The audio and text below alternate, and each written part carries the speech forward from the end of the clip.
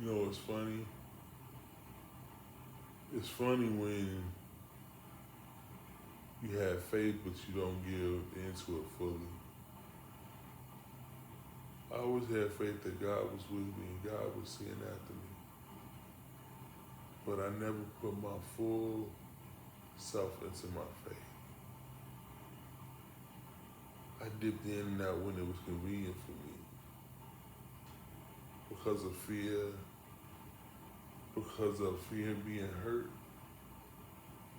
fear of being left behind, fear of not being listened to. And I realized at this moment in my fragility of my life, I was being a fool. I was being a fool because I had put one foot in and one foot out. And when it was convenient for me, I went in with the one foot, and when I didn't, I came out with the other. I always balanced the damn fence, which is the stupidest thing that I could ever do.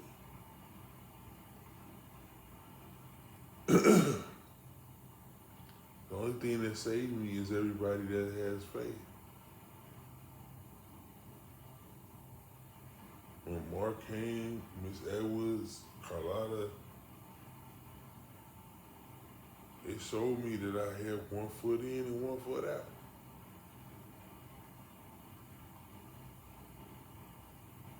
I go to church, accept the love, but wouldn't love myself, wouldn't forgive myself. How can I accept a blessing when I'm blocking it and I'm standing in front of it and I'm pushing it away? I spent this time in this hospital with all these nurses and doctors willing to save my life. And I had to learn the same lesson that I had to learn when I was, and it was a smaller lesson, but it was a bigger one. And it was when I was at a family reunion in Atlanta. And I refused to let the people there that worked at the hotel do stuff for me. I get up and get my own food, get up and go do this myself, get up and go do that myself. Until one day, a lady that was serving me looked at me in the eye and was like, "Why are you getting up? You in a hotel. There's people here that get paid to do stuff for you, and you still getting up trying to go do stuff yourself." And it's always that bold person that opens my eyes to the fact that I need to stop getting in the way of my own blessing. My friend Dawood, for all the years I've known him, he was the person that he would listen to me and he'd be okay. But the day I came into the hospital, he listened to me and then he had to speak. And at first I caught it like, "Hey, what was you talking about?" And then I realized it was his moment and he spoke to me. And it said to me, "Listen, he's always listening to you. He's speaking to you. God has always sent people in my life to give me messages. And he gave me a message to save my life."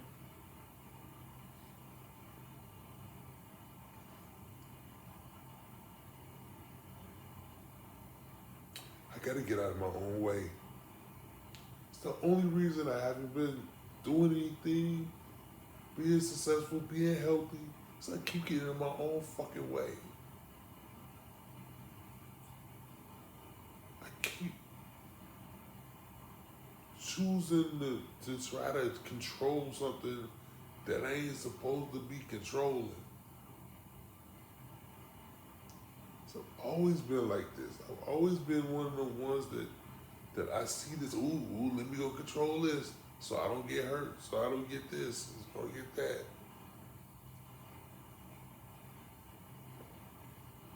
I realized it's all me. It was always been me.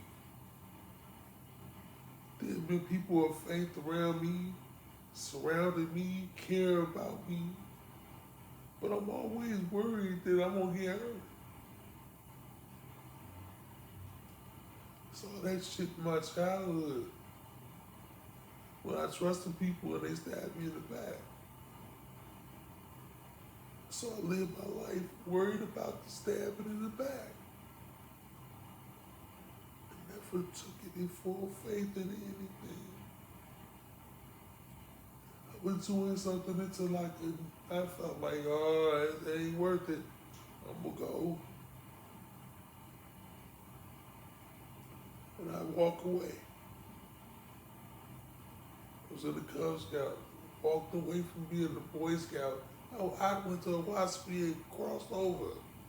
I had an opportunity, but I just walked away from it.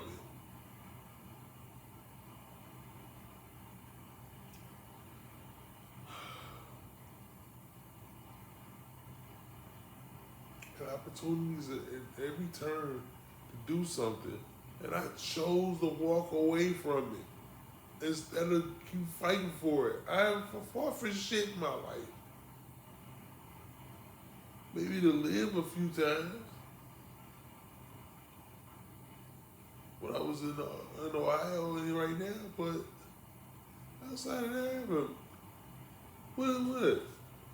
I fought to keep the house. Okay.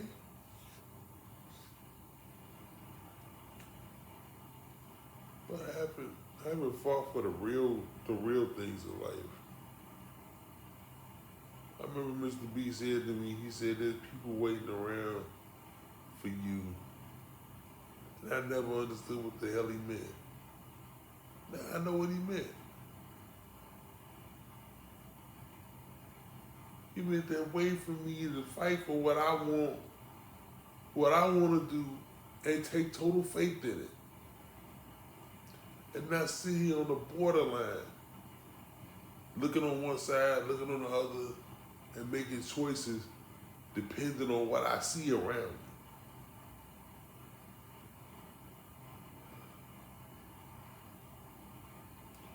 No more. I'm not getting my own